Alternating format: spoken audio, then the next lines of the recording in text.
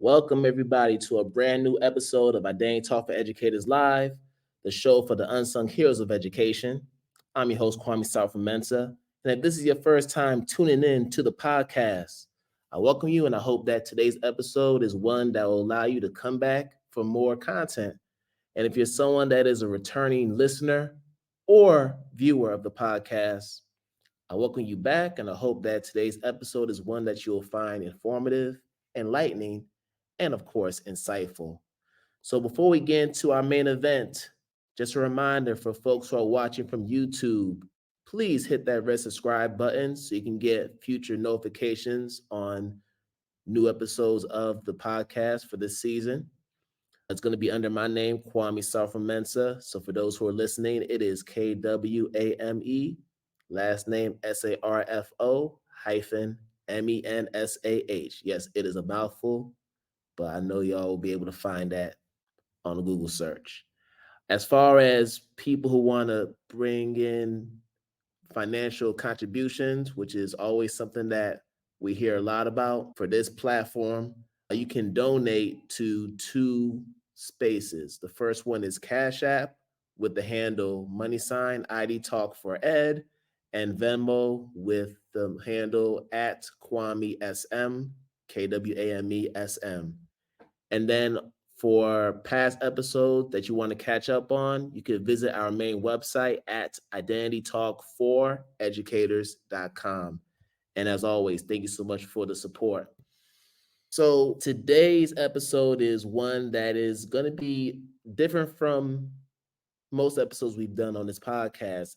And it's merging two categories that I'm very passionate about. For those who have been following me for a minute, y'all know that I'm really big on sports, but I'm also big on social justice and issues involving anti-racism and anti-bias issues. So today's guest is somebody who is merging those two worlds together to do phenomenal work. She's a former volleyball player. She is a doctor, a scholar, sports geographer, entrepreneur, just a multi-hyphenate, and she just does phenomenal work across the board. And I can't wait to introduce y'all to today's guest, who's going to share her story and what brought her into this work of fighting for liberation and justice for our marginalized people, particularly in the sports arena, both collegiate and at the professional level. So without further ado, I want to bring on Dr. Jen Fry to the podcast to share her story. So let's welcome Dr. Jen. Hello. Kwame, thank you. I appreciate you for the time. So in preparation for this talk, I had to listen to a whole bunch of podcasts because one thing I don't want to do is just regurgitate questions that you've answered a zillion times. So one of the things that we try to do here is to try to make the conversation as fresh as possible with some questions that maybe you've never heard before in any other podcast. So first question is, who or what inspired you to become an educator? Of course, when we say educator, doesn't have to be someone that's in the classroom, but just someone who just is imparting knowledge to the people. So what inspired you to go that route? I would probably say my mom. My mom worked at a library for 14 years, and Oh, nice. she created my love of books. I have such a love of reading, and I always at least have one thing to read whenever I'm out. Even I could be out for 10 minutes. I'm always like, just in case I need to read something, I have a book, I have a Kindle, always something. So she made me a really voracious reader. That was just a normal thing of just reading.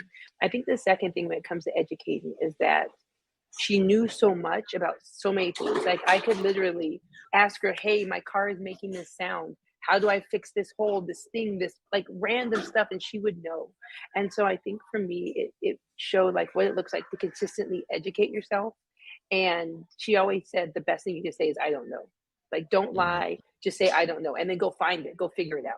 And so that's Nice. kind of who I am, is a person that I'm always wondering about stuff. I have this innate curiosity. I'm always curious, asking questions.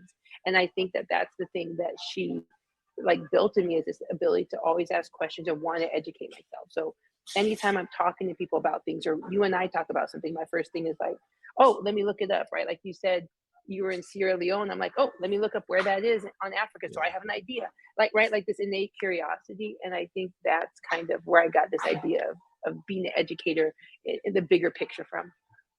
And it seems like it's something that's always been ingrained in you, but then later in your journey, after your athletic career collegiately end, you just decided, I want to do this full time and really reach different people, different populations. So I'm wondering, how were you able to make that transition from playing volleyball and being a collegiate athlete to speaking to different people about social justice issues in that sports arena? Well, I think like in between there, you left out kind of like 20 years of coaching experience. So I was a college Yes. coach for 15 years. And I think a lot of times people think when you change careers, it's like this epiphany one day that you have a light bulb and you're like, I want to be in a different career. And many times it's not like that. And I think people think if they don't have that epiphany that they shouldn't be doing stuff. And the epiphany doesn't really happen. Sometimes it might, but sometimes it's like a slow one because you start to figure out what you want to do. You like, I knew when I was coaching, I wanted to start doing more stuff in DEI. And I didn't know what that looked like. I thought I'd work at a cultural center. I didn't fully understand. And it started to get where I regretted or resented coaching more than I did this other thing that I didn't know what it was. And that's when I knew it was time to leave. And I was like, I'm resenting this thing that I loved for 15 years and not able to fully do the job I want to do. And so that's kind of one of the things was like, okay, I want to do this thing within DEI. I don't know what it is. I don't know what it's going to look like, but let me just do it. And so I left coaching knowing that I could always go back to coaching. Like that wasn't an issue. And I think the one of the things is that my mom was always really good at like letting me do stuff. I never really like I never grew up with a curfew. I never grew up like with boundaries around me. It was like if you're gonna go out, be home at a reasonable time. If you're gonna do this, be smart about it. And so because I didn't have boundaries, I didn't have to push up against stuff, right? We tend to see a lot of people who have to push up against stuff because it's there. I didn't have a curfew. When you don't have a curfew, for me, it was like, well, I'm gonna be home at like 8 because there's nothing to do. Not like I have to be Mm. out till 10. And so I grew up like almost like a feral cat. My mom had 5 kids before me. She adopted me in her 40s. And because of that, I just had a different type of life than the older 5. I think by the time she got to me, she was like, just do you, just don't die. Right. And so she let me do things where other kids would never have had the opportunity. Never. I mean, when I was 17, she let me go off. I'm from Arizona. And so the college, the junior college I went to, I got to know the athletes and they're like, Jen, can you come on spring break with us? And my mom was like, yeah, you can go. So this is back before cell phones. I went on a 7-day, 7-car caravan to Mexico, Lake Havasu, and Reno at 17. I missed a week of high school. I just didn't show up for a week, literally just disappeared. I didn't go to track practice, which is ultimately why I got kicked off. I now understand, but like she didn't, it wasn't like, oh, you got kicked out off the track team. She was like, it happens, right? So she gave me a lot of freedom from boundaries that now I look back, I'm like, that helped me develop into who I am. And so when I left coaching, she wasn't like, you gotta go get a job, you gotta do this. It was like, we'll figure it out. And so I left coaching. I thought I would just work like in a cultural center, and I ended up getting a job at Duke. And I was working at Duke, and then 2 months later, Colin Kaepernick kneeled. And all of my coaching friends were like, what do we do? How do we handle it? Because I realized no coach had like skill development when it came to managing these type of things. No one, and no one was teaching it because it takes a little bit of guts to teach these hard topics. And so I was like, well, let me help you. So I'm helping my coaching friends. I'm like Googling stuff, First Amendment, private speech, public speech, all this stuff. And then someone was like, you should look at being a professional speaker. And I was like, you can get paid for that? I just didn't have a clue of what professional speaking even meant. And again, I'm a curious one. So once that happened, I'm like, let me watch people who speak. Let me see what they do. Because some people are like, oh, I could be a professional speaker. If you don't know how to command an audience of 200, 300, 400,000, maybe this ain't the thing for you, right? You can talk to 5 people, but you have to command the audience and keep them involved with you. And that's a different skill. And so I just started looking at this as skills and honing my skills. I tend to see a lot of people who will be like, well, how can I get paid right away? You can't, because you're probably bad. Like, you probably suck. And if you get a $10,000 check and you're bad, you ain't gonna get another one. And so I really looked at it as like skill development and also scaling up what I'm asking for. And so that's kind of like a big thing for me, was like the ability to jump based on what my mom taught me, and how she let me live my life, but also to know that if you're going to do something, you have to research it. You can't just jump in and think you're going to be amazing. And that's what a lot of people, that's why they quit startups. They think they push enter and everyone's paying them millions of dollars. That's not the way it works. You have to grind through it and figure it out to get to different levels. Yeah, it's I a don't know if I lot. answered your question, Kwame. No, but it's fascinating. And you said a lot, because it's rare for parents to give children that much autonomy. So I'm wondering if it was just a byproduct of your mom just trusting that you're going to make the right decision, because it just seems like you've always had that freedom to just figure things out for yourself. I don't know if, well, I was scared of my mom. She was always like, if you go to jail, I will not bail you out. And I knew she was for real. Like, she was finna leave me in there. I knew that my mom was not going to bail me out. So that fear of jail, I'm too cute to go to jail. Like, that's not my lifestyle. And so I knew that she wouldn't do that. But also, like, how old are you, Kwame? I'm 40. So you're 40, I'm 43. We had a different type of freedom growing up that kids nowadays don't have a clue about, right? Like, No. so I posted a TikTok that went viral. It has like 900,000 views. And there would be like some high schoolers in there who are like, you're just jealous you're not in high school. And I'm like, now, like, there is nowhere that you can't go that you're not surveilled. If you leave your phone at home, everyone's like, oh my gosh, where are they at? They don't have their phone, right? Exactly. Your whole life is surveilled. We come from a place where we were to grow up completely unsurveilled, right? Like, I think Kevin on stage was talking about how back in the day when went outside, like, we were outside. We were Hmm. riding bikes. We didn't eat half the time, right? We grew up on popsicles and all these, but we were outside. To get you, if you got in trouble, it was, you had to be inside.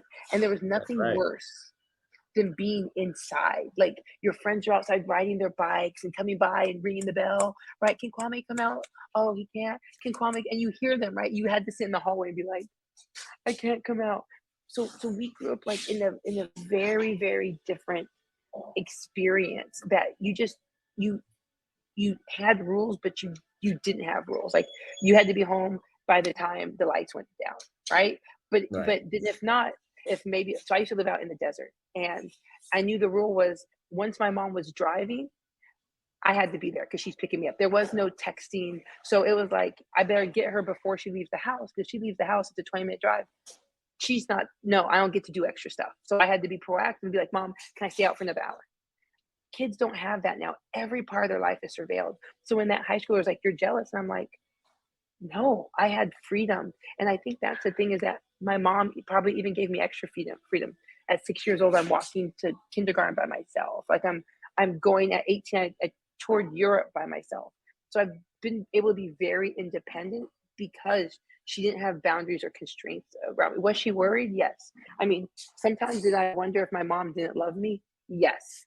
I'm like, how would you let me do that? But she gave me such a strong level of independence that is unshakable, and that I wish women, people of color, had that, because I see so many people who miss out on amazing opportunities because they're afraid to do it alone. Well, I don't want to move across the country by myself, so they miss out on phenomenal opportunities. And I never had that worry. I would crisscross the country with no question and move in 3 days. I mean, I moved from Norfolk State to Washington State so fast. My friends were calling me to have lunch, and I was like, I literally moved across the country. They're like, quit BSing us. No, I literally moved across the country. And Like so I from like had this Norfolk, independence. Virginia to Washington. What? Yes, in 4 days. I literally was that quick. And so Wow. I think for me is that, for me at least, without the boundaries, it allowed me to do more, because I wasn't always trying to press up against them, because I knew I just had to handle myself in a way that was appropriate in my mom's views. Yeah. And when you were talking about just growing up, not only were we upset when we were grounded, and not able to go out. But this is in an era where we had video games. We had Nintendo, we had Super Nintendo, Sega Genesis. We had games too, Hmm.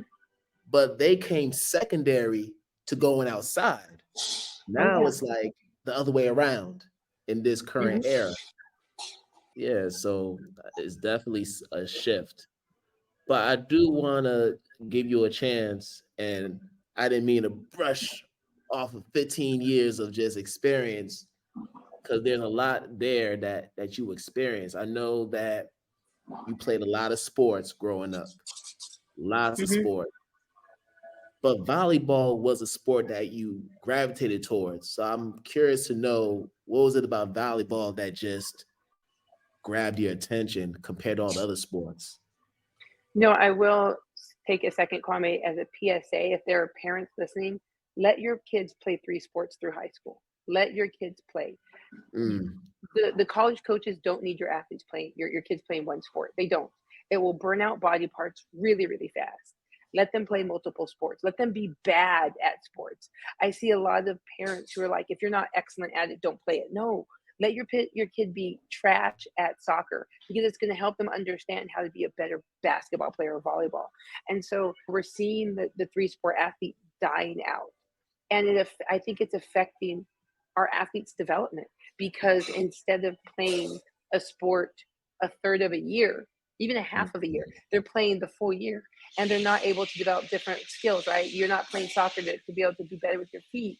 You're not playing basketball, right? Like to work on your eyes. You're playing volleyball year round. And so for me, I was lucky in that I played everything. I tried out. I mean, I played Pop Warner football for a year. I think I tried tennis. I didn't realize that the goal was to keep the ball in the court. I was just smashing it over the fence. I played, I did track, volleyball. I tried out for basketball once. Like, give your athletes the ability to play multiple sports and also be bad at sports. Like, it's okay if someone is just bad, but they love playing it. Like everything now, you have to be excellent at it or you have to commoditize it, right? Like, yeah. oh, you like to knit? Well, why don't you start making that your side hustle? No, I just like to knit. Well, you could maybe make these, and no, like let people have side hustles. Let people be bad at stuff because they love it. And so I think for me, I played 3 sports in high school, and then I decided on volleyball. I think because I wasn't good enough at track. Like I was average, below average. I just go to watch the boys. I mean, that's Mhm. it. I on soccer, I was way too hard on my body. It wouldn't have lasted 4 years. Like I was slide tackling a lot. Like I was really, really hard. And I really enjoyed volleyball and could see the development in myself. And so I think that's why I ultimately ended up choosing it. But like let people play multiple sports. Let them be good at different things or bad at one thing and good at other things. Totally agree. And I'm thinking about just examples like Thea Gibson. I mean, Mhm. she played tennis, she played golf. If I'm not mistaken, she was a track athlete as well. Deion Sanders played multiple sports. Look at how he turned out, Hall of Fame player. And there are other examples in history that we can point to. But since you brought up this issue, I'm curious about your thoughts about AAU culture and just NIL and how that's had an impact on the need to just focus on one sport as opposed to just expanding horizons and trying out different sports. Well, I think it's made young athletes commoditized, right? They Mm. they just are now money makers. I think about if to play on a excellent club volleyball team is probably going to run you about $10,000 for the season, What? maybe more. Oh yeah, at 10 least grand? 10,000. At least, Gosh. I mean, every aspect of an athlete's experience is commoditized. The parents pay all this money to go watch their kids, and then they have to pay to get into the games. Every part of the experience is money's being made off of it. And so I think that's the biggest problem with the AAU club volleyball, club soccer with that now is that there's nothing that's free. Like Mhm. nothing is free and everything's really, really expensive. And so because of that, it makes parents have to put pressure on kids if you have to be good. You're not about to waste my money being bad, right? And so it's that's the issue is that okay, well, I'm paying for you to get scholarship. And if the goal is to get scholarship, then I'm going to put pressure on the coach to make sure you're playing. And if you're not playing, it's the coach's fault. And then I just need to switch teams so that you can play because the goal is to get a scholarship. right? I'm not spending $60,000 on club sports for you to go to school and I have to still pay. And so that puts such a pressure on the athletes. It puts a pressure on the coach. And I just think it creates unrealistic expectations because these parents think that their kids are way better than they are. And like how some of these parents treat these coaches is wild. Like I couldn't coach anymore. We're gonna go chest to chest. Like you're not talking to me like that. Right. Uh-uh. And so I think that's the biggest issue is that it's everything is worth something now. Your kid just can't be out there and just have fun. And these coaches, these parents are coaching from the sidelines. They're coaching from the up in the bleachers. And like these kids are like, do I listen to my mom? Do I listen to my dad? Do I listen to the coach? Who do I, because everyone's giving skill-based feedback.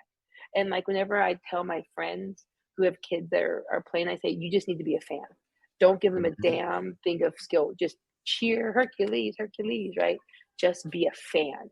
Your kid needs you to be a fan. They don't need to hear technical experience from you. And because sometimes it's going to be different from what the coach is saying. Just be a fan. Like you're doing your kid a disservice when you want to break down what they did. They just broke it down with their coach. And so I think that's the problem with the culture right now. And I don't have an answer because when people realize that they can make money on people coming to watch games, you can't pull back that, right? Because everyone's doing it now. Oh, we can make money. Well, now we charge $20 for people to come, $30, $40, $50. And it just becomes a huge part of their budget and money making. Right. And it's not even at the collegiate level. We're talking high school level now. You have We're kids in high talking school middle who are school. making middle school, making millions of Mhm. dollars, and they have deals with major brands and corporations. That It's part is wild. unprecedented. It's unprecedented. And I'm just Well, thinking to myself, wow, again, well, the pressure it puts it's on these kids a lot because of now pressure. you have to stay in the sport, right? You can't go and be like, well, I just want to go try racquetball. No, you have to stay in the sport because your parents have contracts. I see Mhm. people who are committing to schools in 8th grade. Your shoulder might be shot by the time you get to be senior. You might not want to play that sport anymore. And so I think it just, when money is involved in it, it creates a lot of problems for those athletes because they don't realize what they're getting themselves into that they can't get out.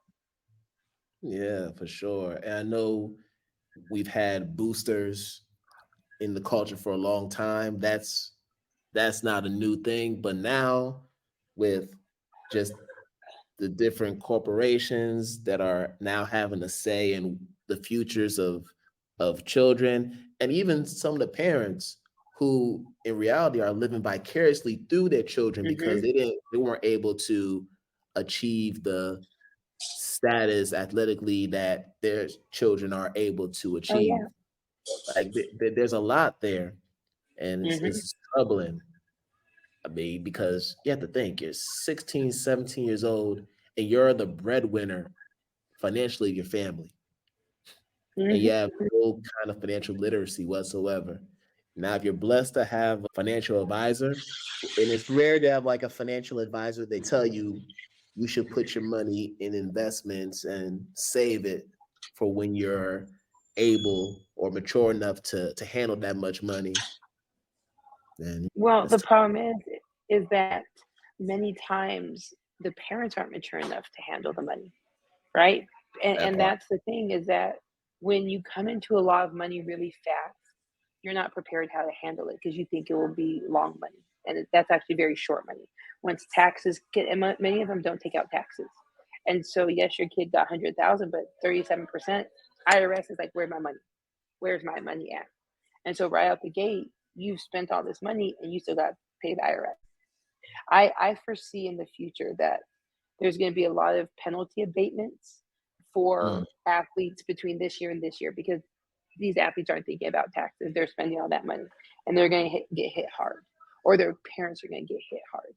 And so I mhm. think that's the biggest thing is that they just don't have a clue of how to manage it. And the reality of it is that poor people probably manage their money better than rich people. It's just that rich people can make bigger mistakes than poor people can, right? A poor person, they know how to budget to the penny. A rich person can make $100,000 mistake, a $10,000 mistake. So their mistakes aren't magnified as much because they're always gonna have money coming into the bank. What I see with people who aren't used to large sums of money is that they'll make big mistakes fast that they can't recover from because they're not used to having that type of money and understanding how to manage it well. So this season, Identity Talk for Educators Live will be including ad spots for businesses, products, and events that are adding significant value to their communities.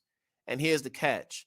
You don't have to be an educator or an education-based business to be a part of this. We're looking for people who are just doing great work in the community, and we want to use our platform as a way to amplify their work. So if you are an entrepreneur or you know of an entrepreneur who is doing just that, bring them in our direction. Have them reach out to us. If they want to learn more about their ad spots and how they can get themselves promoted on this platform, they can contact myself, Kwame at identitytalk4educators.com. I'll say it one more time. It is Kwame at identitytalk4educators.com. Hope to hear from you, and let's keep on amplifying our work and building each other up. Right. And it just reminds me of an episode I watched of Gil's Arena. They had Rich Paul. So anybody knows Rich Paul?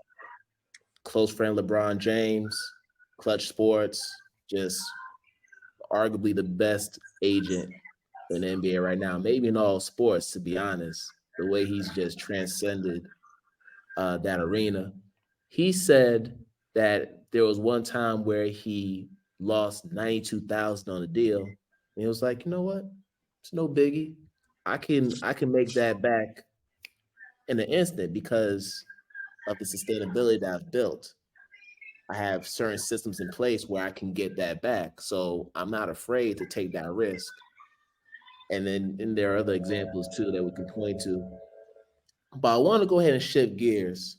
And because I know there's a lot going on in our country, just a lot of problematic things, but that's just always been the case. And I know you and we were having a conversation regarding just anti-trans legislation. And as I was preparing for this episode, usually I'll craft questions for the guest and they tell me if this is a question that we can answer on the show. And there was a particular question about this, and you had a problem with the phrasing of it. So I wanted to use this opportunity to get myself educated, but also let people know that as we're growing and building capacity when it comes to these different issues, the call-ins are important because that's how we're able to get better and build capacity. So I'm going to just say the original question so people have context, and then I'm going to say the question that I think I was trying to say and have the conversation, if that's cool with you. Absolutely. Yeah, so here's what the question says, y'all. I'm going to give it to you exact verbatim. So the question that I originally posed was, with anti-trans laws and other anti-LGBTQ plus legislation pervading our nation, how has this trend impacted female athletes at the collegiate level, particularly those who are on scholarship? So that was the original question. So I wanted to give you an opportunity to share why that wording was problematic from your point of view, because I'm curious to know myself. Yeah, so I think the first thing that we have to think about when we think about trans athletes is that it's always thought about in this patriarchal aspect of anyone who was previously cis male is always going to be better, faster, stronger than anyone that's cis female. That's always like the pervading thought. So when you asked it, it left out trans males as if that they're going to be kind of this weaker athlete, and then they don't even need to be thought about. Gotcha. And so also when we think about trans women, it's also this idea that there is an impact, right? So when you said, how did this trend impact female athletes at the college level, particularly those on scholarship, you're then giving the assumption that it is impacting them. When the reality of it is that there are trans women athletes playing currently at this time, but you don't know because they're not bigger, faster, stronger. They're just average athletes.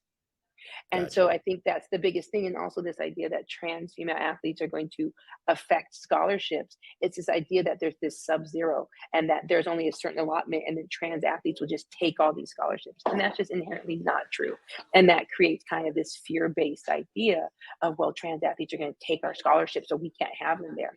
That's fundamentally not true. The amount, if we think about just in terms of the population of cis women, there are going to be, out of 100,000 athletes, there's what, 3% that are going to be Division I level. And of that 3%, there's going to be how many that are going to be at the Power 5 level, right? Like the percentage is small. And so then if we're thinking, of trans athletes, you're thinking about how many people transition, how many trans athletes there are, how many great trans athletes there are, how many trans athletes can be offered scholarships. That is such a tiny percentage, such a tiny percentage. And that's the thing that people don't think about. Like this, well, with all these people transitioning, they're going to take over women's sports. No, they're not. They're not. And trans athletes should be as welcomed as cis athletes. Like it shouldn't matter. And that's the biggest problem is when we're thinking about wording questions, we have to kind of give this idea of what are the assumptions that I'm bringing to the table. The assumption that it is impacting, especially those on scholarship, and it's not impacting them.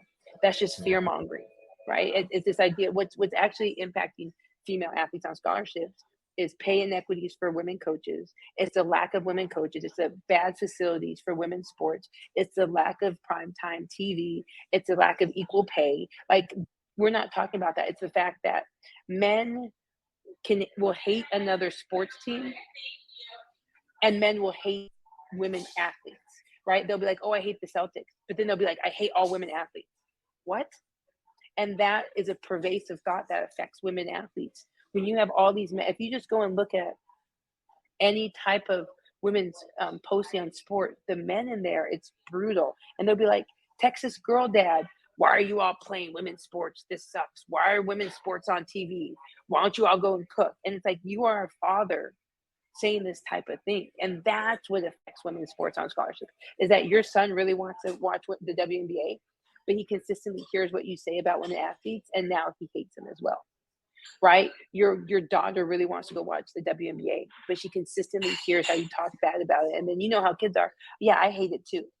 That's what's affecting women on scholarship, are the low numbers, because we see this patriarchal idea that women's sports aren't excellent, that women athletes aren't excellent. And I think the Women's World Cup had some amazing things done by different countries.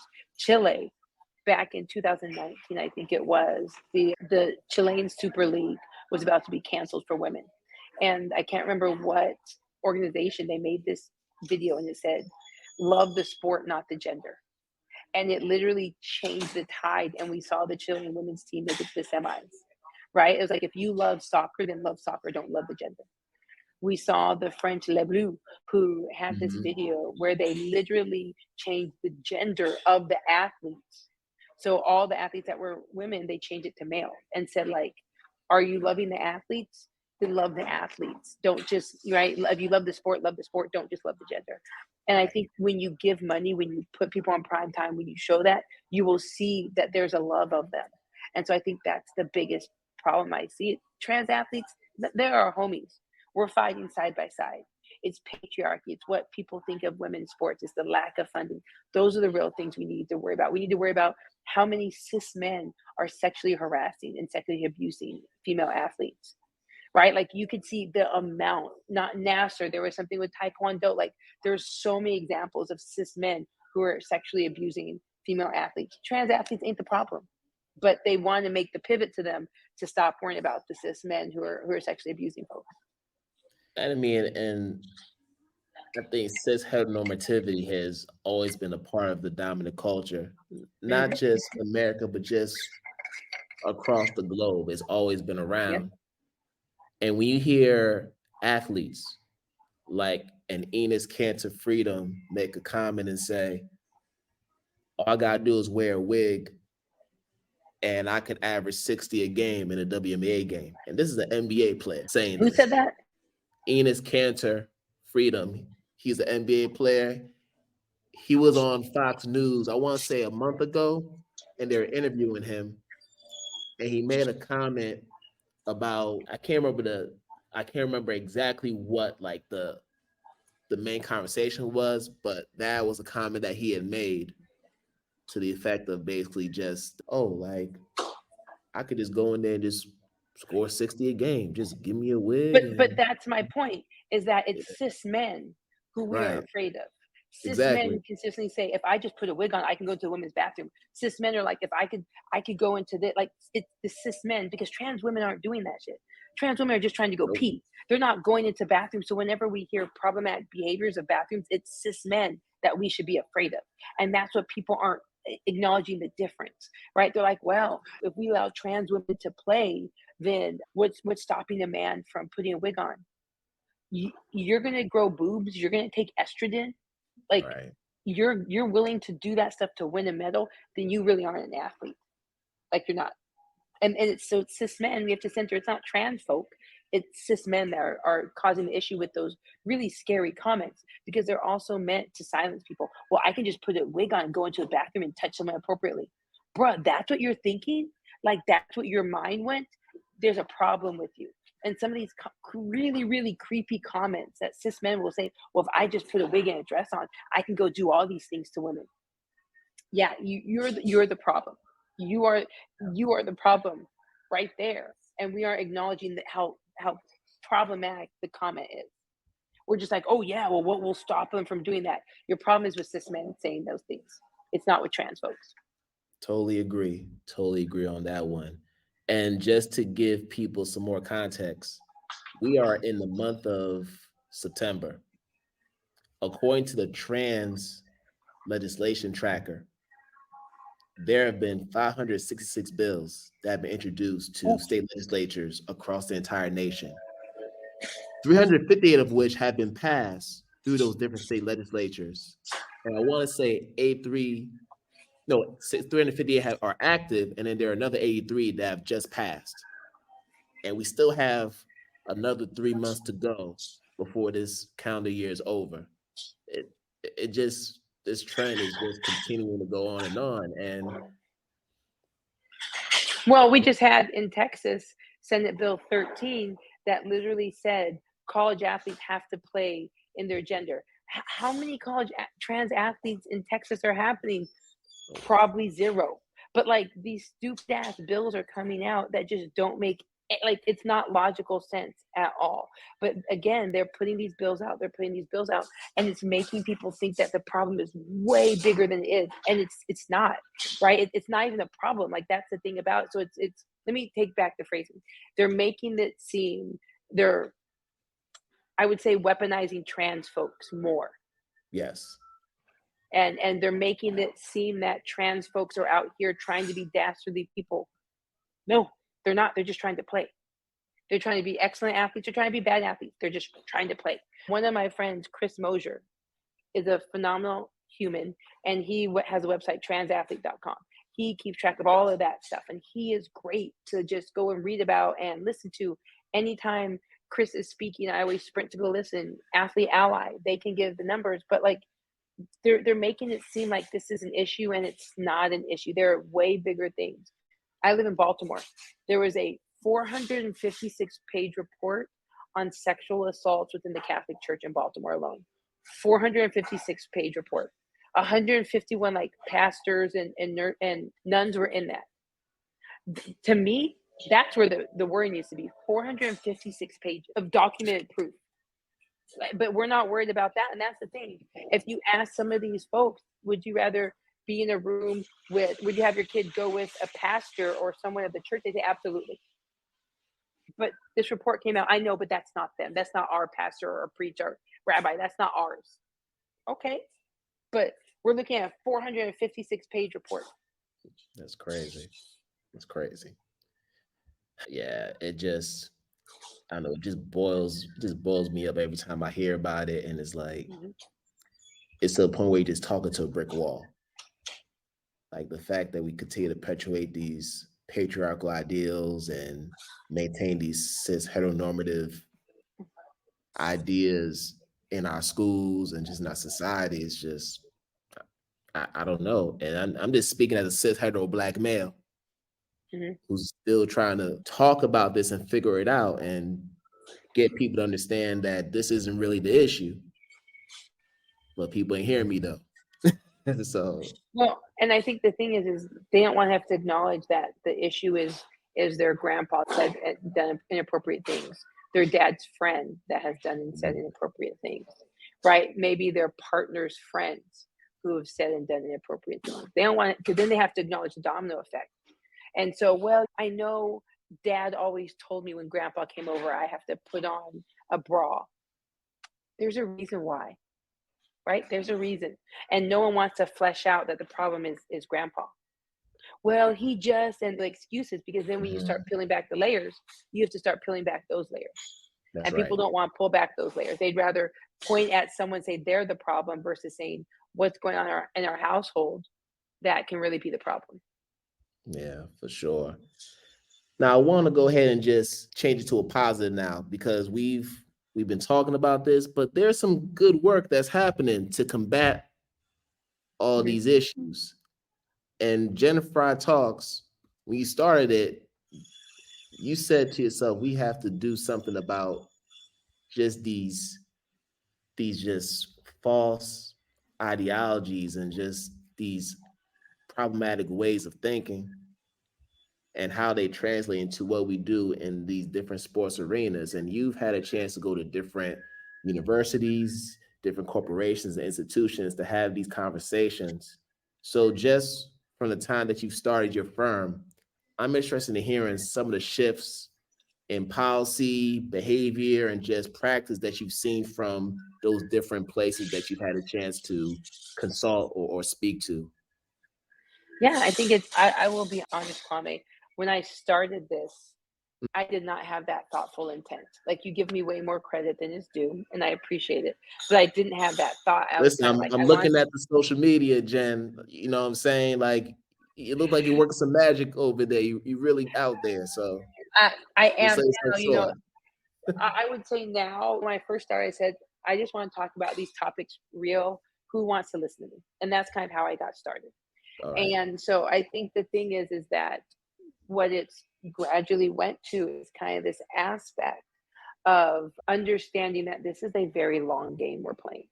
I tend to see that people think it's a very short game and want Mhm. things immediate to happen, and they won't because we're not just when someone's like, well, this policy needs to change.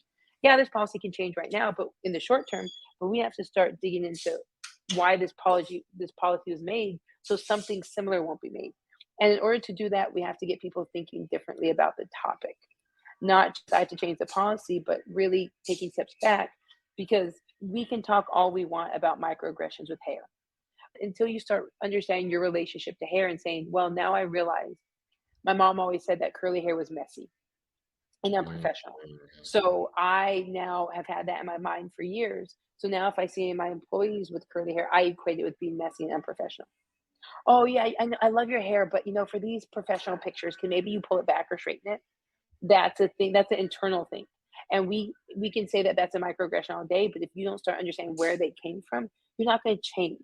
And so that's why I've kind of my goal is to get people thinking. I talk that sports is a community, it's not a family. We talk Mhm. so much about being a family. Let's be honest. If you're at a lower level school, you will sprint fast to a Power Five offer. So you could have, and that's what we'll tend to see is these coaches will recruit athletes. We're family. We're family. I'm here to be your big brother, your dad, and then they Mhm. get offer and they're gone in a week, and a text message, "Hey, I got a new job." Is that really a family? Like, what is it that we're saying are the family values that are actually community values? And just thinking about stuff like that differently and getting people to rethink language and how we use language and how, in some ways, we weaponize language. Like I said, I had that post that went viral on TikTok, and then people was like, "Why are you mad? Why are you mad?" Who says I'm mad? I'm talking about something that's going on. What equates me just talking about this in a very monotone voice to being upset or mad or angry, right? Like people tend to weaponize those words to silence you. I'm not mad. Okay, like what would make you think that? And so we have to rethink how we use language and how many times we're weaponizing it against people to silence them. Because if I keep telling you, well, you just look really upset, you look angry, you're gonna try and shift your demeanor, your face, your voice, and that's a you issue, not a me issue, or actually a me issue, not a you issue. I got to figure out why I think Kwame being silent is equating to him being mad. What do I have in my history that has me feeling that way? Instead, I'm projecting to you to make you speak up, to make me feel better. That's a me issue, not a you issue. That's facts. Just addressing those biases that we have. Got to Mhm. address them. And I know we're running low on time. I want to make sure you're able to get to your different destinations. But I had one question, and I know you're just the ultimate entrepreneur. You have your hands into tech. I know you love to travel. But I want to talk about Hyreable. And the Mhm. reason why is because you look at the different sports, there's huge disparities in terms of professionals of color in different sports, whether we're talking about baseball, whether we're talking about basketball, whether we're talking about football, volleyball, what have you, right? Mhm. I'm interested in knowing when you decided to start Hireable, was it based on how you were pivoting from coaching into what you're doing now, speaking? How much of that had an influence on you deciding, okay, I want to just start this app because I can see that there are other avenues I can take outside of actually being on the field. There's options. I mean, I actually started Hyreable about 4 months ago. And the reason Mhm. being is that I had the opportunity to acquire the company. And I always had so many people texting me, hey, this job's open, that job's open. Do you have a name? Do you Mm. have a name? Do you have a name? And so part one of it was like the names are out there. And so many times people just use their personal Rolodex. So it was like, okay, we need to create a database where there are people of color, skilled breadth and depth, right? That we have Mhm. from all levels and then all titles. So that was the first thing. I think that, and the second thing is that we want to center skill development.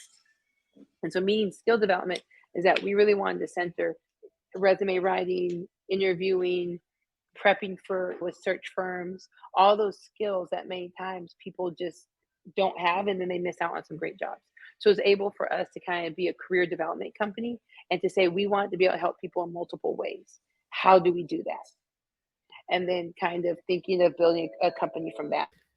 And I would also think too that it's also a networking hub as well, because when you think Yes. about how careers get acquired, especially with white folks, it's social capital. They talk with each other Yep. and they hook each other up. So Absolutely. I'm thinking that Hireable is a way for us as people of color to do the same thing. I have some knowledge. I Yes. want to share this with you, right? You have some things that I might need to know. I want to share that with you. I want to give you some leads to different positions, or I'm already in a certain corporation or agency. Let me give you a path so you can get your foot in there, right? Yeah. Well, and I think it's just this aspect of giving, like you said, community, but different opportunities, That's right. right? Like that's the biggest thing is that how can we help in across all verticals, college, professional, sport adjacent, give more opportunities. And that was kind of where like, oh, there's a hole here that we can fill, and how can we fill it? Absolutely. And then I have one last question before we get to our closing questions. What makes you hopeful about the future of women's sports, whether it's collegiate or professional level, just across the board? Listen, these under 18-year-olds, 19, 20-year-olds, they're about the life. Man, I Yes. go to schools, these folks is about to revolt. Like I've been in some schools that like we are ready. What do we need to do? And so I Nice. think that the amount of young fans at women's sports games, wearing jerseys, wearing t-shirt, like that stuff, it just makes my heart sing. And I think folks who are 21 and under, like they're about change. And that to me is maybe so hopeful because they're about it. They're researching stuff, they're learning. I love it, man. I love it a ton. Gen Z is about that smoke. They want the Yes. smoke. They want the smoke. All right, Hmm. Dr. Jen. So here are my last couple questions. Number one, how do you stay true to the educator in you in all that you do? How do you stay true to yourself? My circle of people, they will keep me truthful, baby. They they will not let me act a fool. They won't. They hold me down really, really authentically. So I think that, and also I just want people to get better. I want homies to get better. I want anyone to get better, knowing it's a long term thing that one conversation is not going to help, but consistent conversation Right. might shift some ideas. And so I think that's what helps me is that having a group of people that keep me really true. And when you're done, well, not that this work is ever done, but we decide to hang it up one day and you off to the sunset, how do you want people to remember you and the work that you've done? As a kind asshole. Oh, wow. Like I'm kind, I'm also can be an ass. And I want them to remember as someone who wanted people to be better humans for themselves. Like, it's not for me, it's for you. I want you a better human, a better spouse, a better partner, a better parent, a better sibling, a better kid. Like, I just want you to be better. If we all work on being better, we're all a community. It's going to be better. Absolutely. Dr. JenFry, thank you so much for coming on to the podcast. I appreciate the time. I appreciate the education. I appreciate the call and everything. Thank you so much. It was an honor to have you on. Kwame, thank you for having me on as well. I appreciate you, friend. And then one last thing, can't let you go without sharing your social media, the apps, Coordle, Hyreable. Just let them know how they can get connected to you, JenFryTalks, everything. Let people know. All social media. Follow me on JenFryTalks, JenFryTalks. If you're interested in Hyreable and you work within the world of sports, go fill out a free profile. It's Hyreable with a Y, HYREABLE. And then I also have a group movement platform that if you like to travel in groups, check it out. It's called Coordle, COORDLE. And so any of those platforms, follow, like, share. But if you have any questions about the content I spoke about, hit me up in my DMs at JenFryTalks. All right, y'all heard it here, y'all. Thank you again, Dr. Jen. I know you got to roll, so I'm gonna let you go ahead and move on with your day. Appreciate it. Thank you, Have friend. a blessed rest of the day. You too. Bye. All right, bye-bye. All right, y'all. We are done with another episode of IDTALK4ED Educators Live. And as always, people, I wish you all good morning, good afternoon, good night, wherever you are in the world. We're going to do this again another time. Peace out, everybody.